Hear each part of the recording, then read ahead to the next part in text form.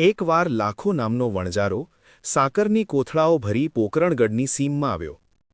લીલી હરિયાળી ધરતીમાં ગાયો ચારી રહ્યા હતા અને ગોવાળીઓ સાથે રામદેવજી રમતા હતા.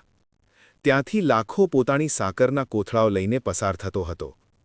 રામદેવજીની નજર તેની પર પડી અને તેઓ લાખા પાસે આવી પૂછ્યું, તારી પોઠમાં શું ભરેલું છે?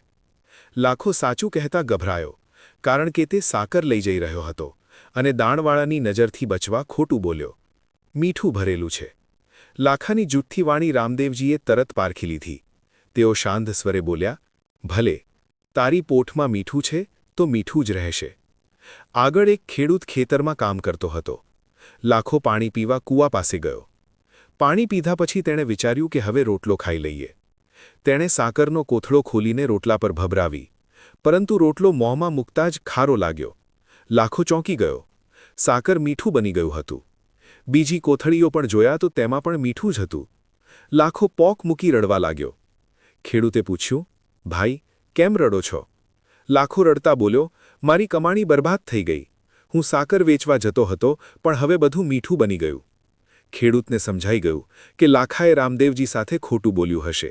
તેણે કહ્યું, ગોવાળો સાથે રમતા રામદેવજી પાસે જા. તેમના ચરણોમાં પડી માફી માંગી લે. તારી મીઠું ફરી સાકર બની જશે. લાખો દોડતો ગયો અને રામદેવજીના પગે પડી રડીને માફી માંગી. રામદેવજીએ પ્રેમથી કહ્યું, લાખા, હવે અસત્ય અને અધર્મનો માર્ગ છોડ.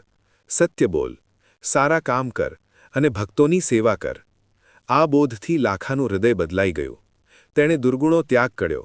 રામદેવ પીરના નામની ધજા લીધી અને જય રામદેવ પીરની ઘોષણા સાથે ગરીબ અને દુખિયાની સેવા કરતા જીવન પસાર કર્યું. મિત્રો, તમને અમારા વિડીયો પસંદ આવતા હોય તો વિડીયોને લાઇક કરો અને કમેન્ટમાં જય રામાપીર અવશ્ય લખજો.